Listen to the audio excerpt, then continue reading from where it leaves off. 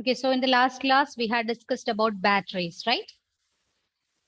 Then we had learned about primary batteries and two examples for this primary batteries. Sania, is your device okay? Yes, ma'am. Okay, okay. Then tell me two examples for this primary batteries. Mercury cells and dry cell. Okay, mercury cell and dry cell.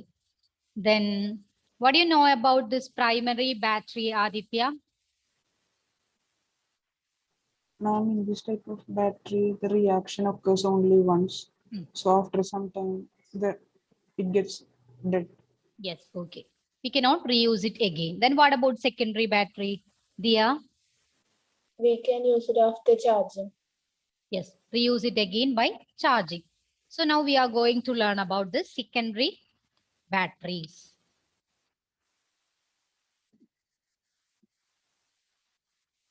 Okay, secondary batteries. Cells which can be recharged by passing current through them in the opposite direction so that they can be used again. You have to note this point. In the case of the secondary batteries, passing current through them in opposite direction. Okay, we can understood it more clearly in the chemical reaction. Cells which can be recharged by passing current through them in the opposite direction so that they can be reused again. And examples for the secondary batteries, mainly lead storage battery and nickel cadmium cell. This lead storage battery that is used in automobiles and inverters. Then the next one is nickel cadmium cell. And in the case of the secondary batteries, a good secondary cell can undergo a large number of discharging and charging cycles. Okay, so those batteries that will remain for a long time with charging and recharging, it is known as this good secondary cell. So in the case of the secondary batteries, it can be recharged by passing current through them in the opposite direction so that they can be used again. And a good secondary cell can undergo a large number of discharging and charging cycles. And examples for these type of secondary batteries, they are lead storage cell and nickel cadmium cell. In the case of lead storage cell, it is used in automobiles and inverters.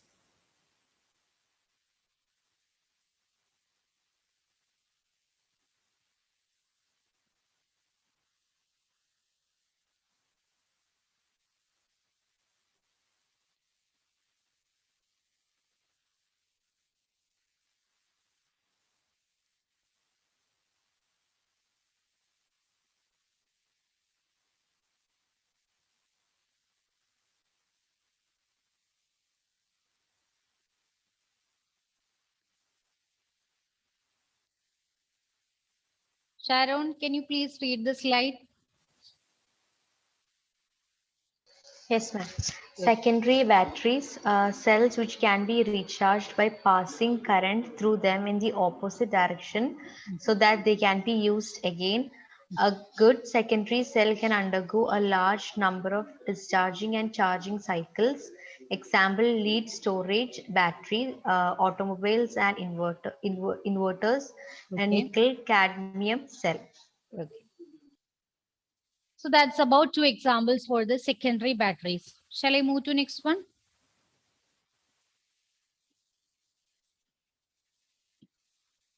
All of you finished?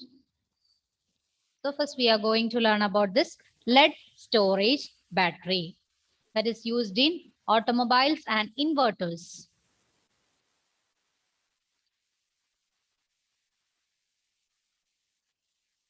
So this is just a image of this lead storage battery.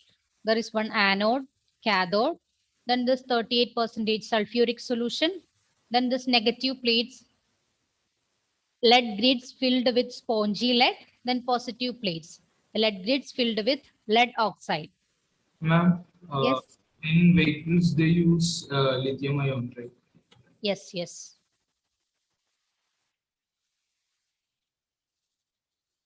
Okay, so here The anode is lead plate.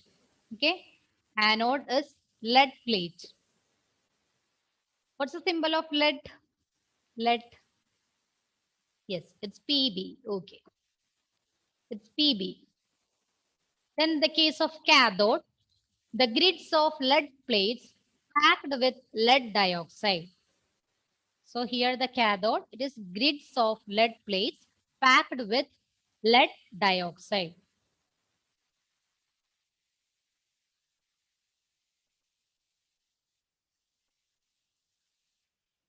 And the electrolyte used here, 38% solution of H2SO4.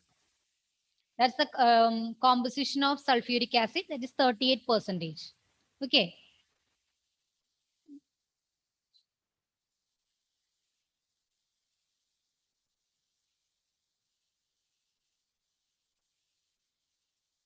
So here the lead plates, they are the anode. Then the grids of lead plates packed with lead dioxide, that is used as the cathode. And the electrolyte used here, it is 38% solution of H2SO4.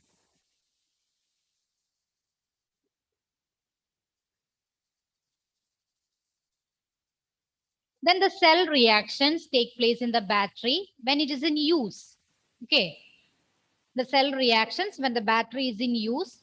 In anode, the lead, it reacts with sulfate to form PbSO4 plus 2 electron. Here also, when you look at the oxidation state of lead, it will become increases. That's why it belongs to the category of oxidation. Okay, here in this state, the oxidation state of Pb, it is 0. And here for sulfate, it is -2. Okay, for sulfate, it is -2. So here it is +2. So the oxidation state increases. That's why this reaction belongs to oxidation and it is take place in anode. This is actually 2 electron. Okay, no need to draw this line this much. It's just electron. Okay. Then in the case of cathode, that is PbO2 plus SO4 2 minus plus 4H plus 2 electron. It will give PbSO4. Okay, PbSO4. When you look at the oxidation state of PbO2 and PbSO4, here it is in the case of PbO2, it is +4 because in the case of oxygen, it is -2 and here there are 2 oxygen atoms. So it is -4. So the oxidation state of Pb, it is +4. Here it is again +2. That means the oxidation state decreases. That's why it belongs to the category of reduction. Okay. So there are different conditions to identify this oxidation and reduction. If they lose electrons, that is oxidation. Then if they gains oxygen, it is oxidation. If they lose hydrogen, it is oxidation. Then when oxidation state increases, it also belongs to oxidation. Clear? Okay. So the overall reaction is, we can cancel the similar terms from both these equations. Then the final one, lead plus lead oxide plus sulfuric acid gives lead sulfate plus water. This is the final reaction take place in lead storage battery.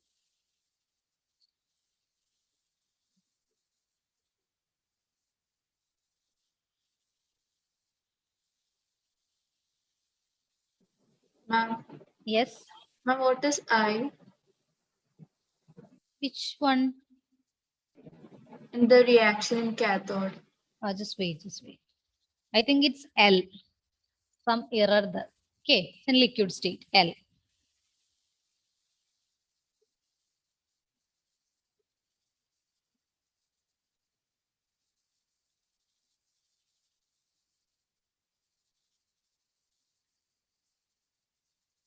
And these all reactions that take place when the battery is in use.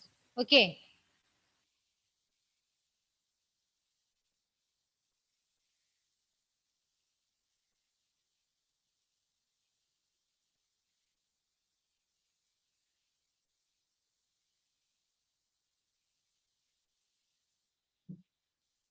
Then in the case of this recharging, the EMF of the cells depends on the concentration of H2SO4. You have to note this point. This electrolyte, that means 38% solution of H2SO4, its concentration, it's very important because the EMF of the cell, it depends on the concentration of this H2SO4. That's why here it is stated that 38% sulfuric acid.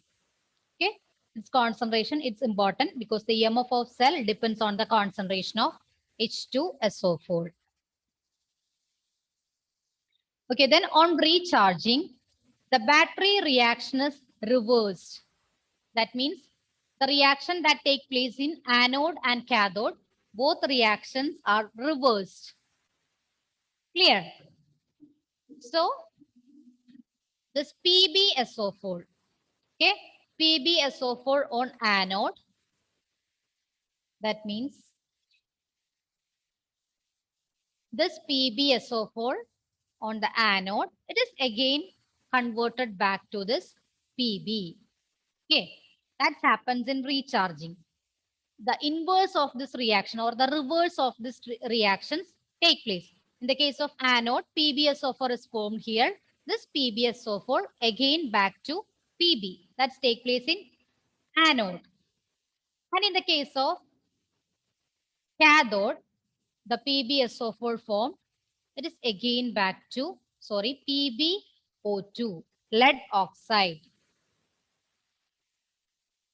So the reverse reaction of this oxidation and reduction take place on recharging.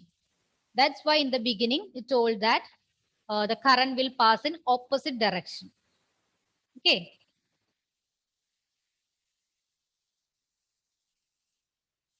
On recharging the battery, the reaction is reversed and PbSO4 anode, it is converted to Pb, and in cathode, the PbSO4, it is converted to PbO2.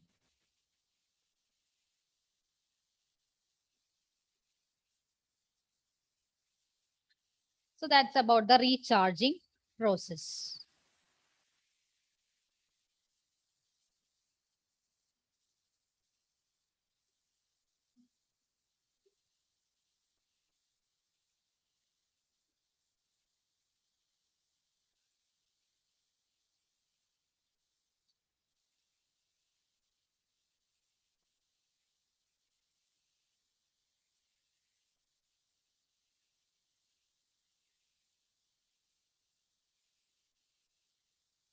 Emmanuel, can you please read the slide? Which is the anode, which is the cathode? Yes. Ma'am, anode, lead plates, cathode, grids of lead plates packed with lead dioxide, electrolyte 38% solution of H2SO4. Okay. The chemical reaction when the batteries in use are anode Pb plus SO4 2 minus gives PbSO4 plus 2E. Mm. Cathode PbO2 plus SO4 2 minus plus 4H plus plus 2E gives PbSO4 plus 2H2. The overall cell reaction is Pb plus PbO2 plus 2H2SO4 gives 2 PbSO4 plus 2H2O. The EMF of the cell depends on the concentration of H2SO4. On recharging the battery, the reaction is reversed and PbSO4 on anode is converted to Pb and PbSO4 at cathode is converted into PbO2. Okay. Have you completed this one? Shall I move to next one? Yes. Yes. Then the next type of secondary battery, that is nickel cadmium cell. Okay. Nickel cadmium cell.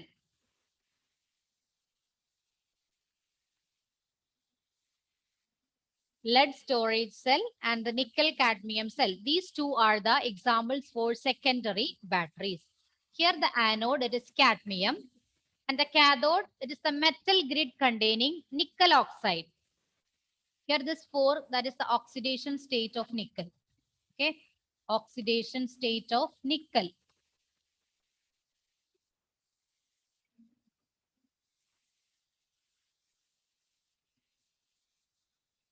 Anode, it is cadmium, and cathode, methyl grid containing nickel oxide. Then the electrolyte, KOH solution, potassium hydroxide solution. Then the overall cell reaction during discharges, cadmium, that is reacted with nickel hydroxide to form cadmium oxide plus nickel hydroxide. Here this oxidation state of nickel, it is reduced.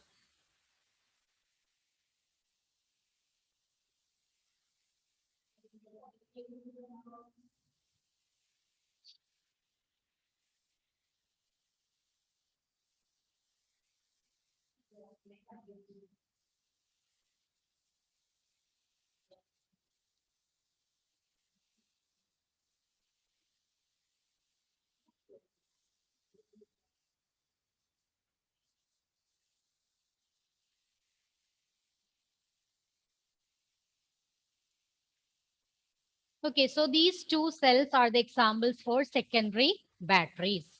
Okay, lead storage cell and nickel cadmium cell. In the case of primary batteries, it is dry cell or Leclanché cell and mercury cell. So that's about this batteries.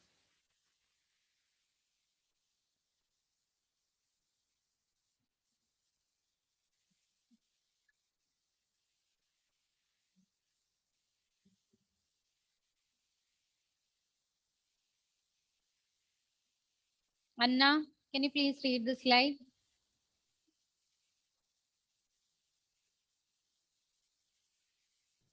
Anode, nickel cadmium cell. Anode is cadmium. Cathode is metal grid containing nickel oxide.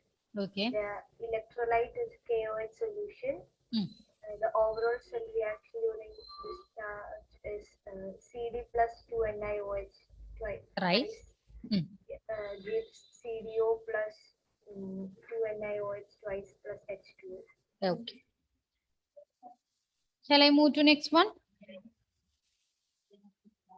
That's about fuel cells. Okay. Fuel cells. So these are the galvanic cells which is designed to convert the energy of combustion of fuels directly into electrical energy. Okay. There are certain energy produced by the combustion of fuels, right? And it is directly converted to electrical energy. And so this fuel cell, it's a model of galvanic cell, and it is designed to convert the energy of combustion of fuels directly into electrical energy. An example for such a fuel cell, it is hydrogen oxygen fuel cell, H2O2 fuel cell. H2O2 fuel cell.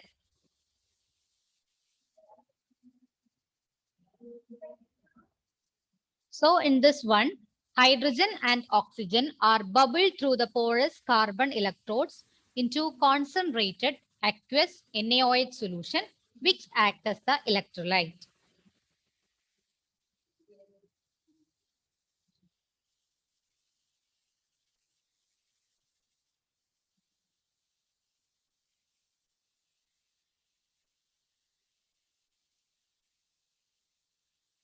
Okay, so the example for this fuel cell, it is H2O2 fuel cell. And this one, hydrogen and oxygen, they are bubbled through porous carbon electrons. So the electrons present here, it is made up of carbon. The hydrogen and oxygen, they are bubbled through porous carbon electrodes into concentrated aqueous NaOH solution, which act as the electrolyte. So the electrolyte, it is NaOH solution. It acts as the electrolyte. Two electrodes, they are made up of carbon, and the electrolyte used is NaOH solution. And in this, hydrogen and oxygen are bubbled through porous carbon electrodes.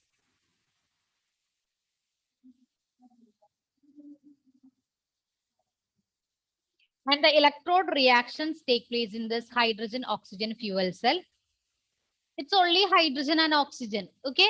So in the case of anode, 2H2, it reacts with 4OH minus. It gives 4H2O plus 4 electron. This is the reaction take place in anode. Then in the case of cathode, O2 plus 2H2O, it gives 4OH minus. Then the overall reaction, that means the same elements can be cancelled from both sides and we can write the final overall reaction.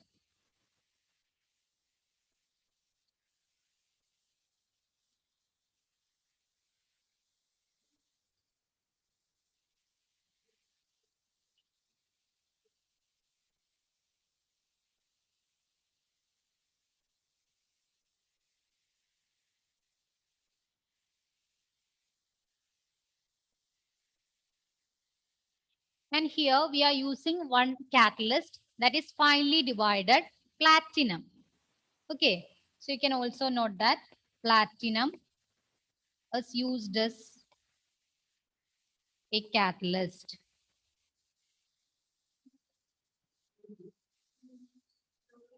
Platinum just used as a catalyst in this hydrogen oxygen fuel cell. Have you completed this slide? No, ma'am. Okay.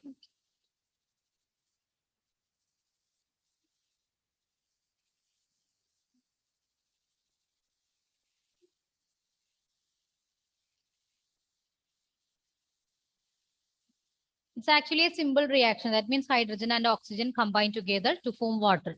But using this reaction, we are converting it directly to electrical energy. Okay.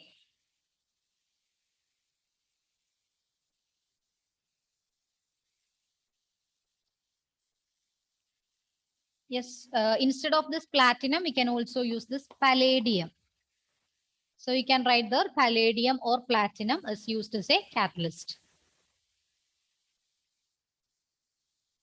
What's the role of catalyst?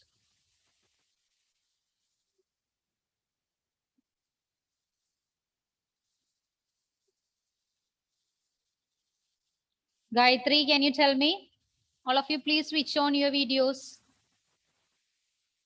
Speed up the reaction. Yes, to enhance the rate of reaction. And this catalyst will remain even after the chemical reaction without any change. Okay, that's the action of catalyst. So here this palladium or platinum, it is used as a catalyst to enhance the rate of the reaction. Shall I move to next one? No. Yes. Achyut, finished? Yes, ma'am. Okay. Then there are certain advantages of this fuel cells compared to others. It is pollution free, then more efficient than conventional methods, then runs continuously as long as the reactants are supplied. Electrodes are not affected. Okay, it's pollution free because only the reactants are hydrogen and oxygen, no other chemicals here. So it's pollution free, then more efficient than the conventional methods. Okay, it is more efficient than the conventional methods. Then it is run continuously as long as the reactants are supplied. Hydrogen and oxygen are the reactants. So it is runs continuously as long as these reactants, hydrogen and oxygen, are supplied to that cell. Electrodes are not affected because here the both electrodes, that means cathode and anode, it is carbon electrode and no such change happens to this carbon because hydrogen and oxygen are the other reactants. They will not make any change to this carbon. No other chemicals used here. Other examples for this type of fuel cell, it is methane oxygen fuel cell, then methanol oxygen fuel cell. These two are also examples of this type of fuel cell.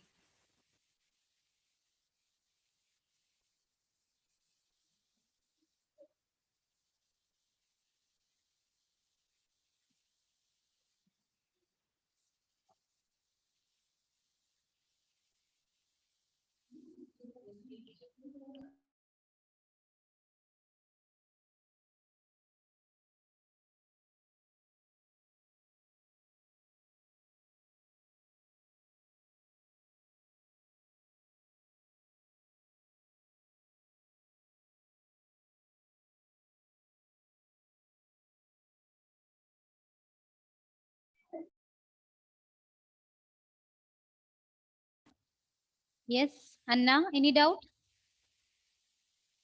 Nothing. No, ma'am. Okay, okay, fine.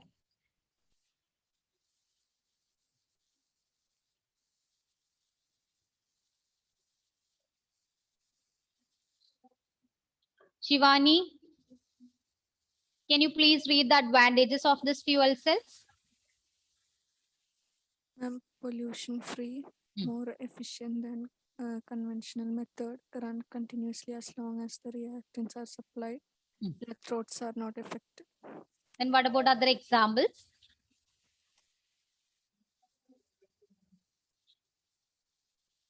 Other examples? You can't hear me?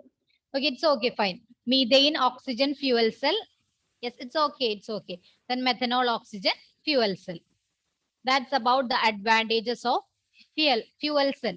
Then this one is the just the figure of that oxygen, hydrogen oxygen fuel cell. Okay, here it is the carbon electrode and it acts as anode and cathode. Then hydrogen and oxygen, it is supplied through the porous. Then water is formed here. And this cathode, from this cathode and anode, we can connect a wire and electricity is produced from this chemical reaction. This is clear? Yes or no? Yes, right? Yes, okay. Then one more topic remains in this chapter, that is corrosion. That you have learned in smaller classes, right? What is this corrosion? Look at these images and can you identify what happens to each metals? What about this one? Which metal was that?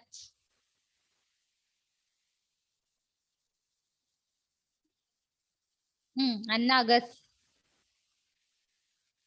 Yes, it is.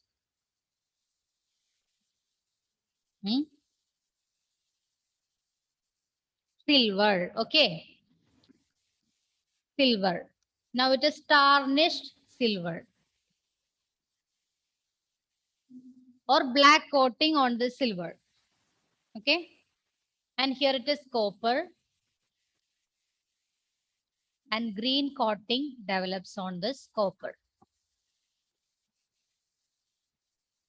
And here it is iron and the rusting of iron.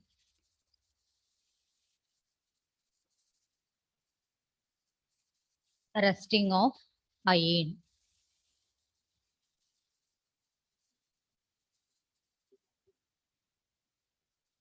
So how can we define this corrosion?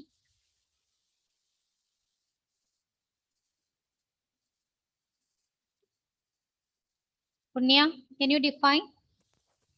Eating up of metals. Once again? Eating up of metals. Okay, okay. Or otherwise we can tell that when these metals, they come into contact with atmosphere, acids, or other chemicals, this that means some coating or their oxides are formed, right? So this tarnished silver, green coating on copper, rusting of iron, all these belongs to the examples for this corrosion. Okay.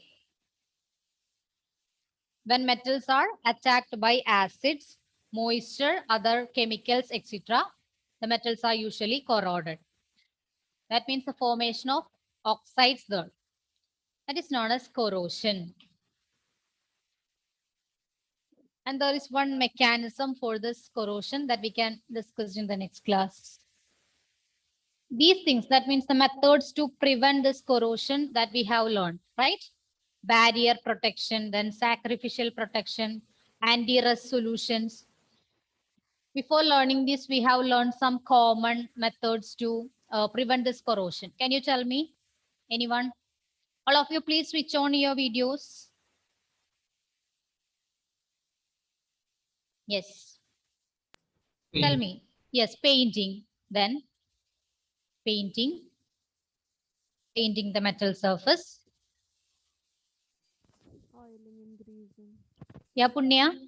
Oiling and greasing. Yes, oiling and greasing. Then powder coating Oxidize. with another metal, right? Or electrolyzing with another metal.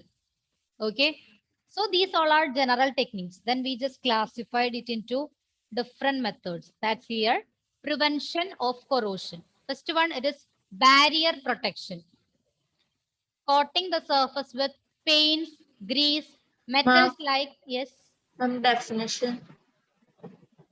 I think you can able to write it your own, right? Simple one, right? Or if you want, you can write when metals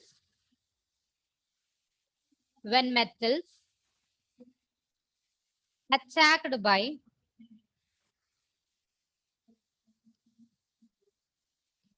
when metals attacked by acids, moisture, etc.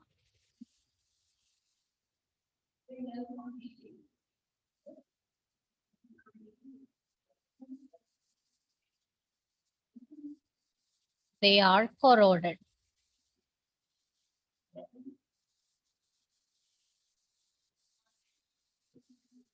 Easily and known as corrosion.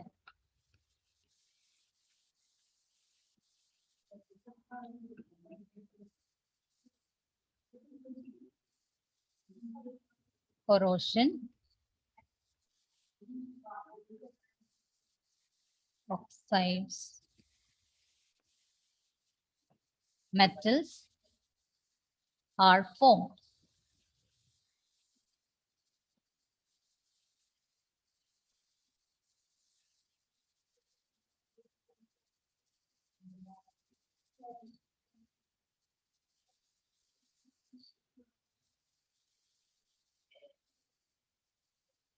Okay.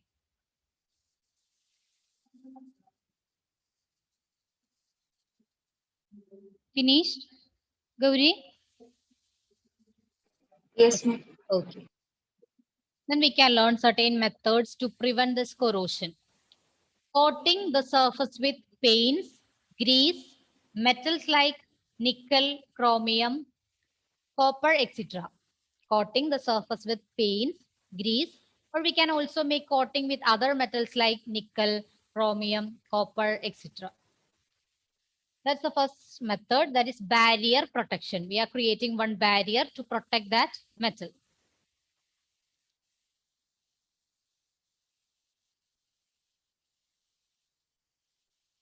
Then the second one, it is known as sacrificial protection. Sacrificial protection. That is coating the surface of iron with a layer of more active metals like zinc, magnesium, aluminium, etc. And the process of coating a thin film of zinc on iron, that is known as galvanization.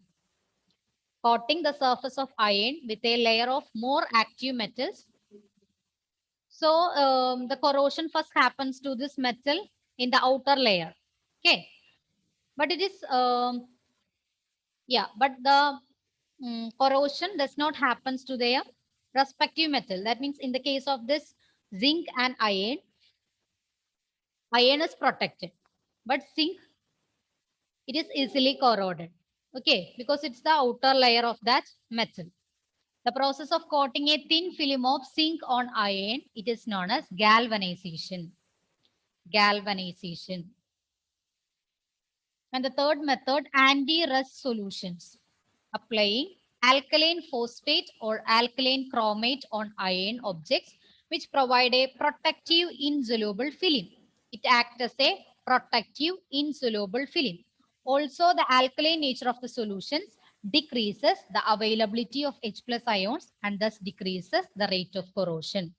So there are mainly three methods: barrier protection, sacrificial protection, then anti-rust solution. Here the alkaline phosphate or alkaline chromate is used as a anti-rust solution. So these are the three methods to prevent this corrosion.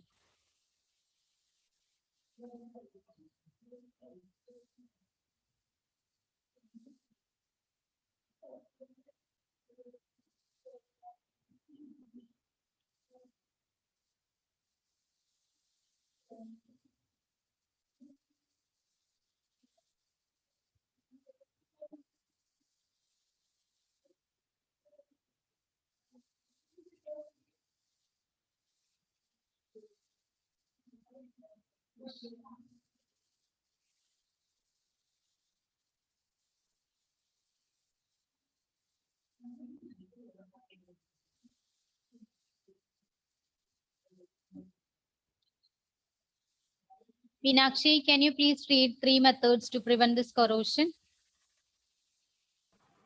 Prevention of corrosion. First one is barrier protection. Coating the surface with paints, grease, metals like nickel, chromium, copper, etc. Second one is sacrificial protection. Okay. Coating the surface of iron with a layer of more active metal like zinc, magnesium, aluminium, etc. The process of coating a thin film of zinc on iron is known as galvanization. Okay. Third method is anti-rust solutions. Applying alkaline phosphate or alkaline chromate on iron objects which provide a protective insoluble film. Also, the alkaline nature of the solutions decreases the availability of H plus ions and thus decrease the rate of corrosion. Okay. Have you completed the slide? No. Okay.